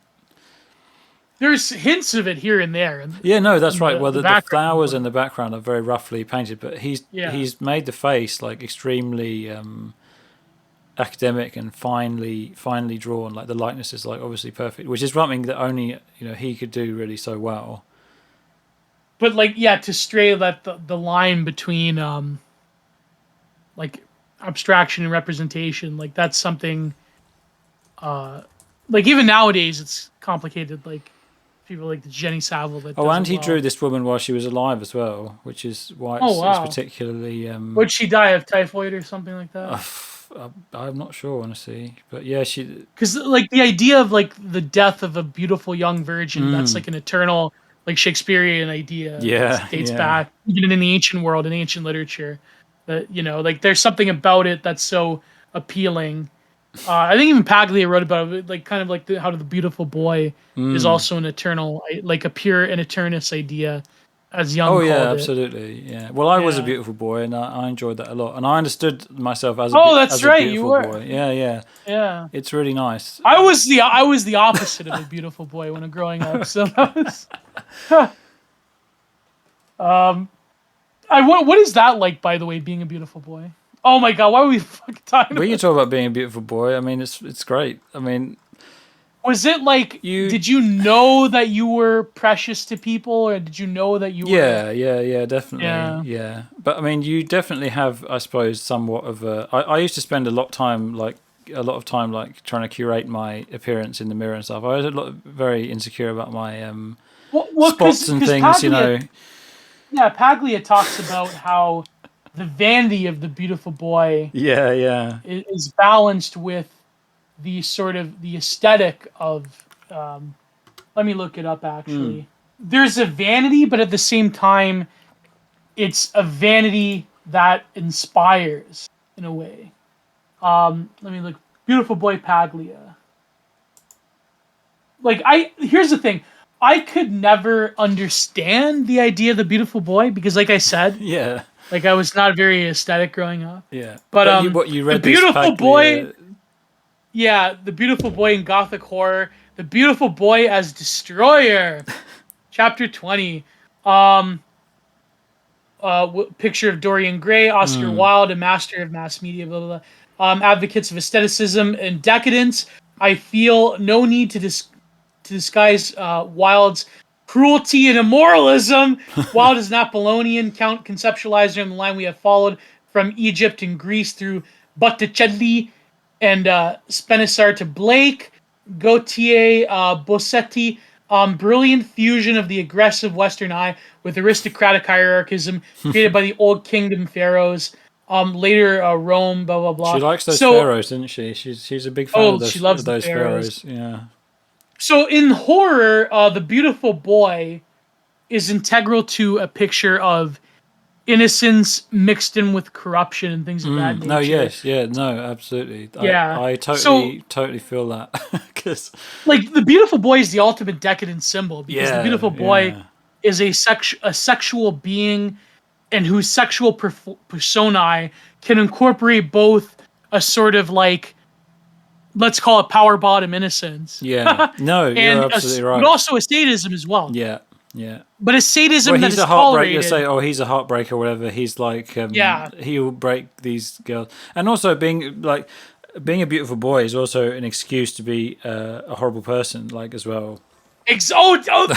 Tons of like that's Heartbreak Kid. Shawn Michaels is like a perfect name, you know, because you can be a psychopath. Like it is kind of carte blanche to be a psychopath. Being a beautiful boy, and you act like a and because you're beautiful, you kind of like you tie up. You're right in this kind of aesthetic.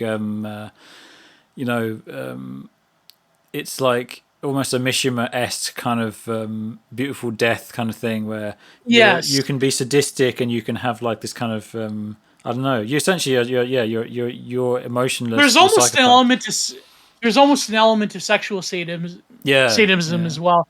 But the beautiful boy, they come into their own. It is a carte blanche to be a narcissist, but also there's what Paglia talks about is that there is a level of androgyny because the beautiful boy can become they're masculine in their own way, especially in antiquity. But there is an element of like the beauty, not necessarily the beauty of the feminine, but rather there are certain feminine features that distinguish the beautiful boy. Yeah. And there is sort of an androgyny to it. Yeah. You have a certain like sexual license when you're a beautiful boy. That obviously a beautiful girl does not. They don't get. Is not. They're tied up in innocence or whatever. But a beautiful boy is not. It's tied up in kind of this. I don't know. He's like a sexual abandon. Yeah, sexual abandon is a good. But here's the thing.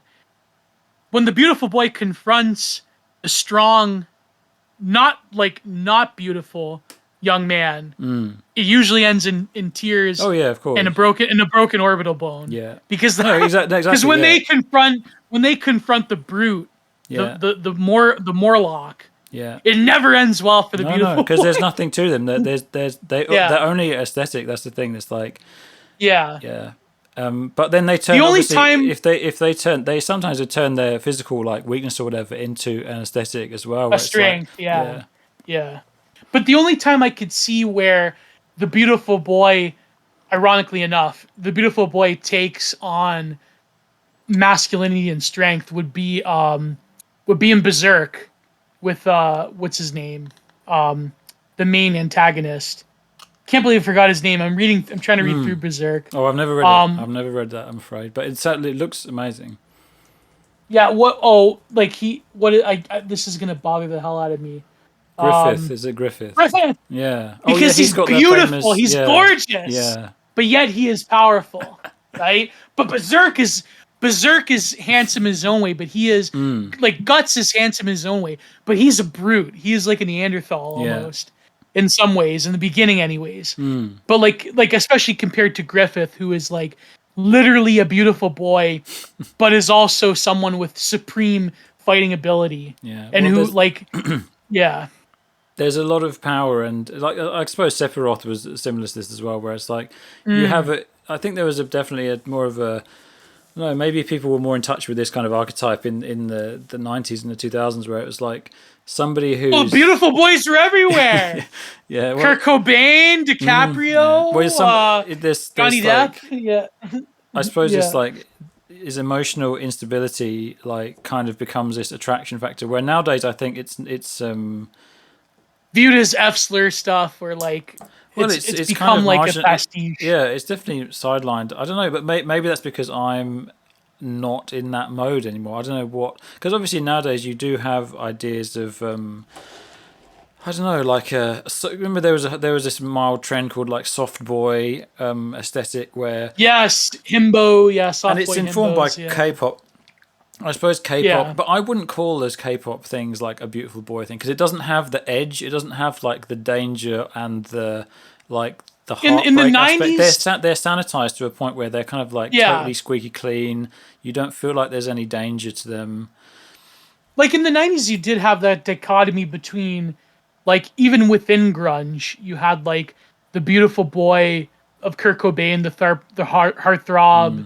The sensitive male. Even Lane was a beautiful boy, but he was kind of more like on the edge of like. No, but he was the edge of it. He was okay. There's the spectrum in the 90s. Spectrum. There's the beautiful boy of Kurt Cobain and Eddie Vedder, right? Oh sure, yeah. There's like the male feminist, right?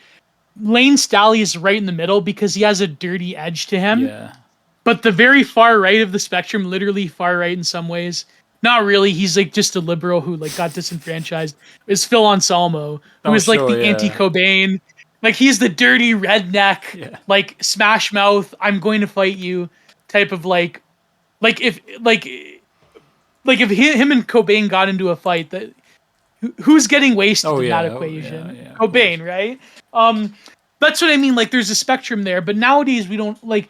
The Beautiful Boy, I guess, is like a SoundCloud rapper. Well, I mean, if you want to talk about, exactly. I mean, you had, for example, in the 90s, I mean, you can bring up tons of things. You have shoegaze, where you had, this was just Beautiful Boy all the way through. But the interesting about shoegaze is you still had the edge and you still had the danger, because a lot of the lyrics of shoegaze music are very, very dark and are about, real emotional turmoil. And what would be a good example, you'd say? Well, I mean, anything from My Bloody Valentine, or even, for example, Catherine Wheel, for example. Like, I think Catherine Wheel, it's Bruce Dickinson's, is it his brother or his cousin or something? Is the guy who's the singer of Catherine Wheel? Something like that. He is named Dickinson. Let me just look this up quickly. Rob Dickinson, yeah. So Rob Dickinson, he had this very kind of like, tortured, existentialist kind of lyrics, but at the same time he was quite a pretty boy, and I mean he's 56 now, but he still looks pretty much the same. Fragile, but also kind of like had this emotionally roaring quality. It's just like emotional instability that's like put through, great music basically. And the lyrics were extremely, I don't know. They had a certain quality where it was like existentialist. It was like self-analysis. Like, I'm tortured and I know I'm tortured and I'm kind of enjoying it, but also I want to change. Then that bled into like Midwestern emo and some. Yeah. Well, I don't know too much. And like later it became a pastiche with like Hot Topic emo. Yeah. Like the stuff that we grew up with, but like. It is very funny how... I suppose the emotional depth of it definitely got maybe watered down to a point where it was kind of like, you got like My Chemical Romance literally made a song called I'm Not Okay, where you didn't say that, that was probably like the most blunt way you could say this Beautiful Boy thing. But then the other side of the early 2000s, or rather the mid 2000s, like was like, still the remnants of new metal, and then like, MySpace... metalcore and deathcore, which is like, is Mitch Lucker a beautiful boy? No, kind of, maybe. No, he's like the violent, like deathcore is like the ultimate response to that. Like, because he never, the thing is that Mitch Lucker, he's not a beautiful boy because Mitch Lucker never used his own emotional fragility as a selling point and essentially prostituted himself. He never did that. I don't know. He was far too extroverted, and he wasn't really about he wasn't really about internal turmoil. Like, the lyrics are always very kind of, obviously he was a Federer and he had all this kind of, you go for, and then there's lyrics about brutal murder and things, and it's all very extroverted. Religion is bad. Yeah, religion is bad, and this chimpanzee riding Harleys. Yeah. This chimpanzee ripped this woman's face off, and we think it's really like brutal. That one music video where they all get shot multiple times. Yeah, that's awesome. It's so cool. I mean, like, Suicide Silence, it just was very honest music. It's chud, man. It's chud, man. Yeah, it's chud. I mean, like, that is so... it's way too chud, probably, to actually fly nowadays, I think. Yeah. It like, would even feel metal fake. now is like, it would feel fake. But Mitch Lucker was a beautiful, in terms of his appearance. He was a pretty... He was a very handsome... Yeah. He was a pretty He was boy, a bit... He came off almost like a waif, except he wasn't like... I don't know. He wasn't your traditional death metal. Like, yeah, exactly. He was very much more in like the Chuck Schuldiner, like he was handsome. Wouldn't say that Mitch Lucker is on the level maybe of someone like Chuck in terms of his intellectual capacity or whatever. He's definitely more of a real like chud in that way. But there is definitely like a cleverness to. I mean, he's a consummate professional, Mitch. He always was very. Like, as opposed to someone like Ollie Sykes or whatever from fucking Bring Me the Horizon, who's who's a mess. But like he was. But then like, Mitch was obviously. Mitch like gave 100% every performance. Yeah, he really put maybe too much of himself into his, just that kind of raw emotion. That's the thing as well. Like, A Beautiful Boy, I don't think he's as much in the body as Mitch was, in the sense that the beautiful boy, he uses his body as like an aesthetic thing, whereas Mitch, he used his body kind of like as a way to get other people to emote and interact with him. Basically, like he was obviously, his physicality was a tremendous aspect of the performance. Like he would contort himself into all these, very, very crazy like gestural moves, whatever. Whereas someone like Kevin Shields, he just stands there and he kind of like looks, and he A beautiful boy, they use their body in a different way, but I think like it's weird, like when you grow up and you're definitely not a beautiful boy archetype, when you're like the Morlock, it's like you almost have to hide from your own body, or you cultivate your body. Yeah, that feel when like Chud Morlock or the Chud, Chud Morlock. Yeah, or like the Chud like strengthens the body to the point. Like again, the Phil on like there's Kurt Cobain, there's Phil Anselmo, right? Like that's like one can definitely like you don't want to mess with him in an alleyway. But it's like, in a like a good example of this would be like in wrestling would be in Ring of Honor back in the day. You had like CM Punk, who definitely was a beautiful boy at one point, and like is not like a tough person as we all know from his MMA stint. He got beat up by literally Teddy Hart. The fuck, like that is like. Well, I'm just like looking. He got his wig split. In terms of wrestling, oh yeah, I can see what you mean actually about this guy. But in terms of wrestling, I mean, obviously within that spectrum, like the crazy schizo pothead Teddy Hart, he got beat up by it. You can't have like who in a sense is a great talent in terms of like innovating wrestling moves and all of that, right? Especially compared to CM Punk, but like. Still, like he got beat up by by the outcast kid, by the creepy, like weird pothead kid, like like. But that's what I mean. Like when you are not, I think like there's a different in terms of aestheticism of the body itself. Like the bodybuilder is definitely different than the beautiful boy. The beautiful boy is like the washboard waif, like. But he's effortless in terms of the beautiful boy. The beautiful boy is not something you fashion yourself into. It's something that you. No, it's something you are. Yeah, but obviously you see, like particularly these gays or whatever, they experience tremendous anguish and distress when they start getting older and they stop. They will do anything to kind of maintain their pristine like twink hood. Oh my god, have you seen an old queen? Like that used to be a twink when they were like 20 years old. It's terrible. Yeah. I feel sorry for that. Because I mean, there is that romanticization of just the freshness of youth, where it's something it's completely effortless. It's not performed. It's not something that's performed at all. Obviously, there's you can layer like emotional levels of performance off it, but it definitely stems from something like that's intrinsic, and you. I don't know. You just are. It's there's being. It's being as opposed to becoming. Like the bodybuilder, he's all about becoming. He's like shaping himself into something. Yes. Whereas a beautiful boy, it's just basically I am this thing. He is. Marvel at my stuff. But that's why a beautiful boy. Like their glory is definitely different. I think that's why beautiful boys that grow up in working class environments probably feel alienated. Oh by yeah, definitely. Yeah. Beautiful boys in upper class bourgeois society is like you have every advantage at your fingertip, but like a beautiful boy among like working class chuds isn't gonna like. Well, that's why you see a lot of bands. I suppose a lot of like these like almost like Manic Street Preachers or whatever. They they're obviously lefty. I've just been listening to them a bit recently. Like someone like Bono or whatever.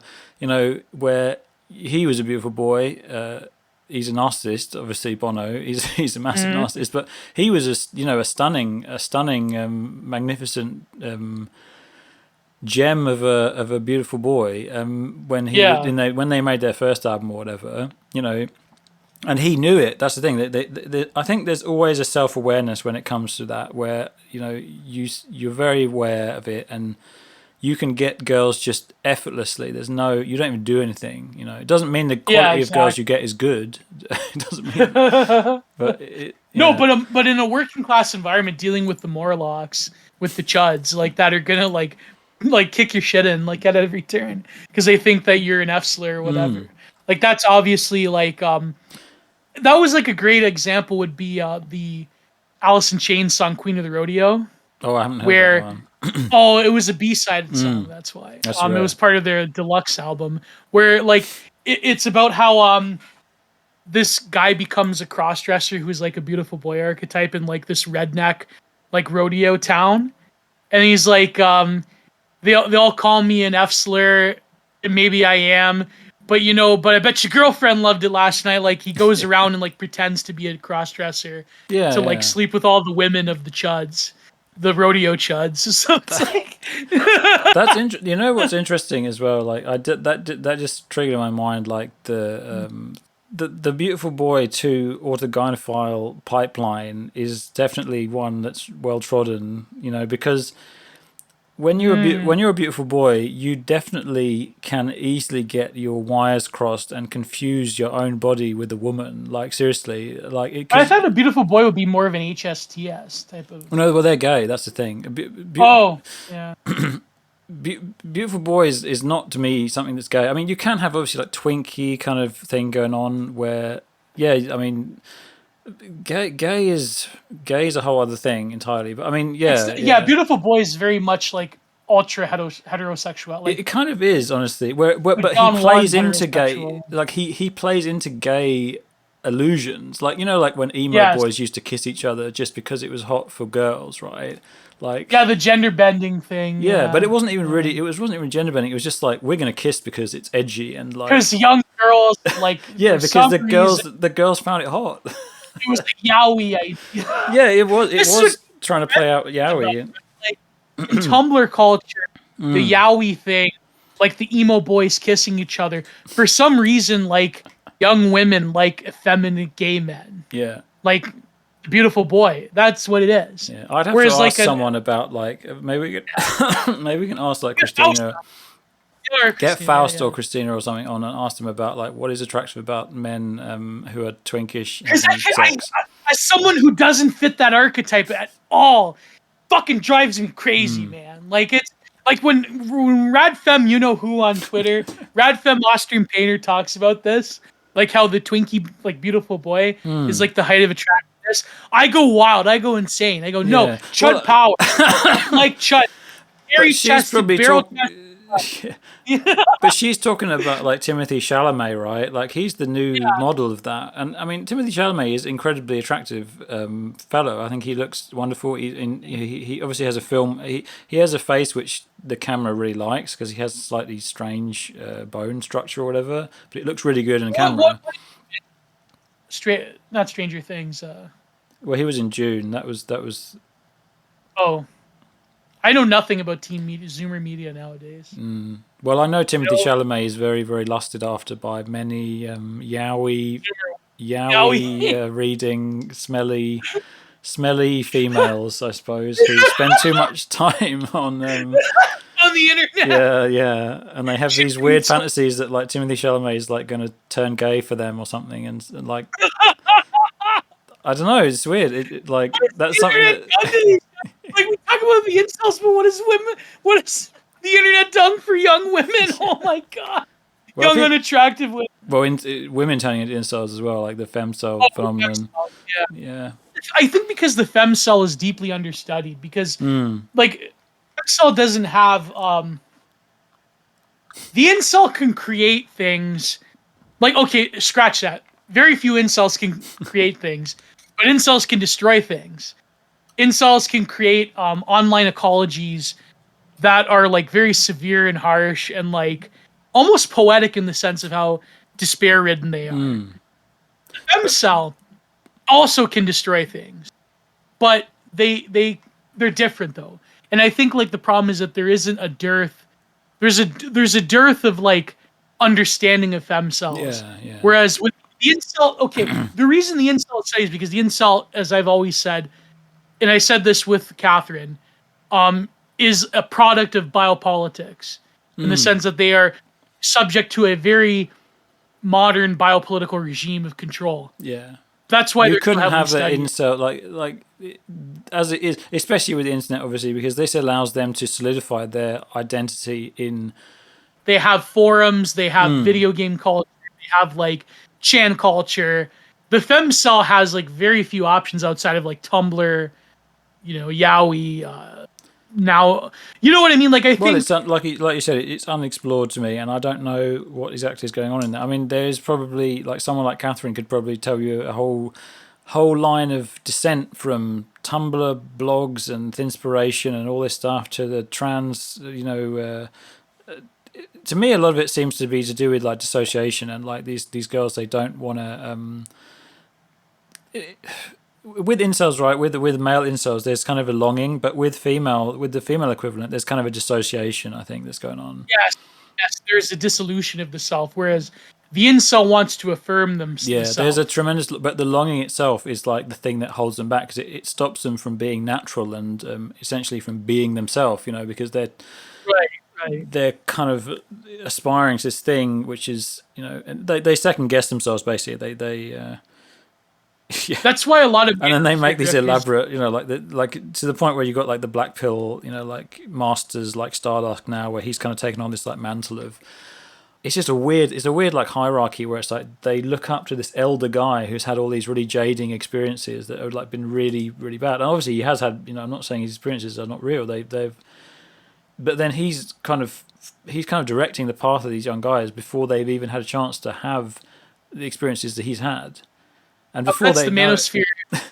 Like no, but even like Stardust, I would say is like even though he's incredibly perceptive and like I think he embodies. He's starting to.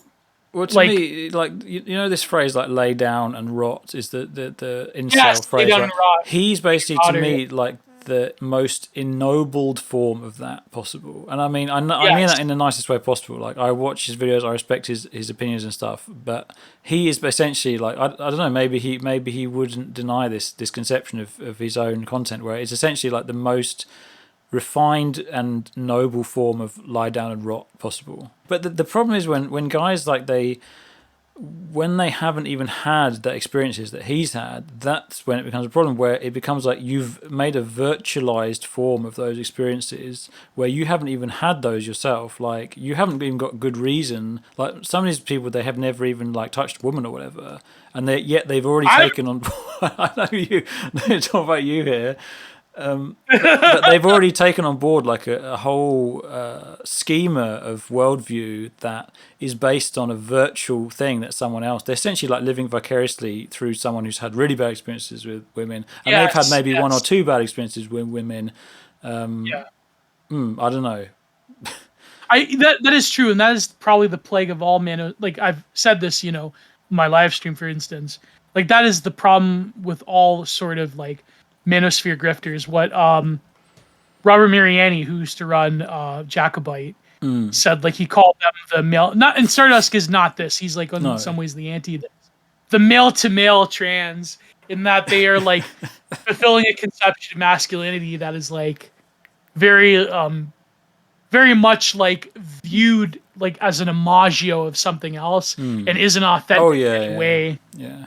But the reason why it's not authentic is because, to me at least, masculinity is based on experience and based on trying and failing things and actually doing things, and then you fuck up and then you try again, and there's like really dogged persistence, like, we must imagine Sisyphus happy kind of thing. It's about the experience, I suppose. And the thing is, you're right in the sense that this male-to-male trans thing where you take on a whole schema of ideas and things about like a system basically before you've even had that experience in your life, and that experience may be like, to me, that experience, even if it's a bad experience, is more useful than already kind of taking on something that's like prepackaged for you, and it already kind of gives you like a pill basically. And even Stardust himself, he starts to to denigrate the value of the pills. He's had videos where he questions the value of even giving the first, all these pills, or essentially these pills is a prepackaged ideology or a worldview, a system of how to understand the world.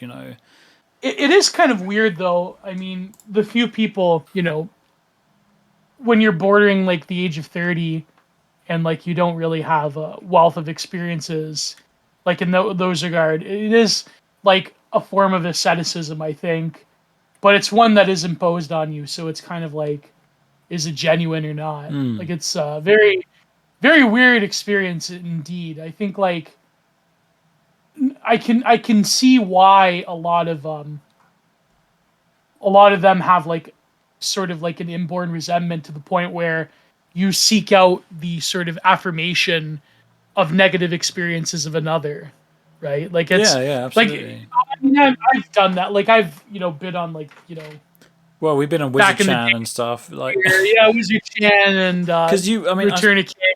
I suppose like plumbing the depths of like the really bad things is something that men do these days. Like that's, Yes, doom scrolling. Yeah, doom. Like that's in the air. Like but even the doom fact that searching as well, like looking for something that's like trying to, because I suppose it gives you a perspective. It's like, well, my life, I suppose, is not as bad as that. If you want to be optimistic, but then some people use it as a thing where it's like, fuck, this world is just a hopeless, that meme of gloom-filled the Paul world. cell. Like this comes from Chan culture. That's the thing. There's that Paul cell meme, and I think it was my friend Vivek Graper, who used to go by Shermat. He had this post where it's like the Paul cell, and I said, "Wow, this is exactly like me." Where he's like, "I'm a loser. I have no life. I have no girlfriend. Society is collapsing. Everything is destroyed. Society must collapse." Like it's true. I think like it's like But it's for them, not it that. is. For them, I suppose it is true. I say them. I say me too because I'm like, it's not okay. It's not like if you give them a crumb of pussy that they're automatically going to knock themselves out into being a normie or whatever. But it is true that if you would have an integrated relationship with a woman, that you probably wouldn't feel full of the weight of like the quote unquote collapsing modern world or whatever you want to call it, the Kali Yuga. There's a really, It's like really, there's a really brilliant line in the Cormac McCarthy's book, The Road. I don't know if you saw that. I posted this the other day, where the father says to the been boy, a year since I read it, but oh, it's one of my favorite books, but it's very, very depressing, obviously. But there's obviously there's lines in it which make you really kind of like, which are profound beyond the context of the story. And there's one part where the boy he opens a door or something, and there's a body hanging. There's like a decayed body or something, and the father says, "Don't look at that because the things that you put in your head are there forever." And the boy says, "Well, you forget some things, don't you?" And then the father says to him, "You forget what you want to remember, and you remember what you want to forget." whoa. And I always really like that line, particularly the part where he says, "The things in your head are there forever," because like that's what it's like when you look at somebody who, like you said, maybe has that pole cell mindset, or someone who's totally engrossed in Wignatism or some kind of weird cult thing, or even someone like Vaush or whatever, where it's like you put these things in your head. You didn't. This is stuff you've by choice decided to wire up in your brain. Well, it's like how Arthur Chu is like one of the most honest, like left-wing neoliberals in the world because he said that line, remember, about he's like, you have to mind kill yourself all the time. Oh yeah, absolutely. Like, that's what Vaush is doing. Like that's in some ways like the extreme like white nationalist whatever. Like they also have a version of that, but like it's different. It's different than like the leftoid breadtuber neoliberal mind killing themselves. It's like it's a more esoteric form of it. But if you do it for long enough, like you literally, your brain is new. You have a whole brain that's wired that way, and that gets really hard to kind of deprogram from it or whatever. I'm not saying, oh, we need to de-radicalize these people or whatever, like this bullshit. That's not. Because obviously, when you talk about people like that fucking horrible Fed guy, the fucking Fabergé speaks. What was his name? Faraday speaks. Sorry, not Fabergé. Fabergé speaks. Yeah. He's probably got a jaw like a Fabergé. No, sorry, I'm not Fed posted. Yeah, Faraday speaks. He's the guy. He looks like he's got a glass jaw, though. Come on. Because he's the guy who's like, I went from this. It kind of shows how transparent I have no identity in my own. Exactly. I was taken from this extreme to this extreme, and now I'm like totally invested in reprogramming everybody. It's sort of like ideology is force fucking, like the Longhouse feminine is force fucking Faraday speaks and sucking him off, and he's like, no, I don't want to be led astray, but then he does it anyways because he's fucking weak. Yeah, like that's what it is. But I mean, like the hideous hag of leftist ideology is like stroking him off, and he's like, no. But it's like he's doing it. He's becoming the perfect little toady because he's got that moment of release of libidinal exchange. In that moment, he becomes complete. But sorry. No, you're right. You hit on something interesting there, where it is almost like that R. Crumb kind of like neurotic, perverted. It's like perverted neuroticism, where it's like somebody's like super I don't know. They just it becomes almost like a fetish, basically. You're right, where it's like you want to be dominated by ideology, and Yeah. it's a substitute for experience. It's a substitute for I don't know, kind of making up your own mind about something. Whereas everything's made up, your mind is made up for you. And obviously, centrism is another form of this. Don't get me twisted on saying that I'm saying that you should have balanced viewpoints on this and No, that is like but centrism is another frame. centrism's even more of an insidious demon because it's socially acceptable. Yeah. So it's like it become like centrists can like basically work themselves into like the most horrendous and G-word idle form of politics because they are like radical centrism is the norm, like the radical liberalism of the world right now. Like you can basically work yourself into like being a total amoral monster. Yeah, oh yeah. Which Because leads it's us so quickly to acceptable. which actually leads us back to the Ayala. Let's talk about the Ayala. Before that, I have a more of a theory cell point. Okay. Have you ever heard of the Annis Nis book, House of Incest? I have not heard of that. No. Oh, so it's not actually about. It's sort of No. like Bataille has that book where it's about the son and the mother, you know what I mean? But it's about from her perspective. I think as a writer, she actually did have somewhat of a incest relationship with her father or whatever. But I think this phrase, this quote I want to read, it states the relationship, I think, not on like a sexual level, but like a level of like if you're a NEET and you like live long enough at home, or if you're like someone caught in like a political cult or whatever, where you can only experience emotions through the other. So here she says, and it's a great book, by the way. It's a great not a fiction book. If only we could all escape from the house of incest, where we only love ourselves in the other. If only I could save you from all of yourselves, said the modern Christ, the other. But none of us could bear to pass through the tunnel which led from the house into the world on the other side of the walls, where they were leaves on the trees, where water ran beside the paths, where there was daylight and joy. We could not bring ourselves and believe that the tunnel would open on daylight. We feared to be trapped in the darkness again. We feared to return whence we had come, from darkness and night. The tunnel would narrow and taper. Down as we walked, it would close around us, and close tighter and tighter around us, and stiffen us. It would grow heavy and narrow, and suffocate us as we walked. Meaning that there's a flurry of emotions where you have almost an incestuous relationship to the other, where you experience all emotion and all affect and all longing and all intellect through the other, and they experience it too. But you can't escape, because escaping, even though you want to escape, you want to become your own self. You'd have to sacrifice yourself to escape this incestuous Exactly. solipsism, I suppose. Which means you have to sacrifice the other as well.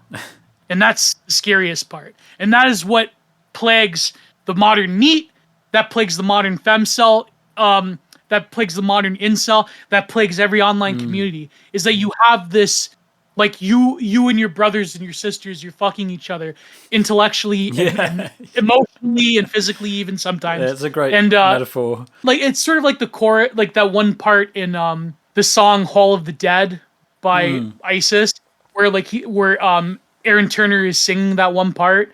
It's like, you know, when you can get lifted off into something, it's almost like that chorus in Death in June, that one song. It's like you can feel things are collapsing, but because you have this tiny little tribal group and cult that you experience all emotions through, it's almost like the collapsing of the outside, or rather the impossibility of engaging with the outside. This is such a great lyric, actually. This gave me chills when you actually mentioned this, because he says, "You're in my sight again, faithful guide of vanity. Here we stand among the others from within the hall of the dead." That is tremendous. Yeah. Like I never knew what Turner really meant by that song until we got to do that at some point. That whole thing, because you have probably a Jungian framing, or even like a postmodern framing of all the influences Turner put into these lyrics. But that's so interesting. We must be this band of the needy king. Yeah, very very interesting. This kind of. You want to see yourself in these clones of other people, because then you feel like you're not alone, you know, and difference is determined by seeing someone else who's on the outside, you know, like we call them normies or whatever. But no one is really a normie. That's the thing. Like it's just a way to differentiate someone who's safe to have incest with and someone who's not.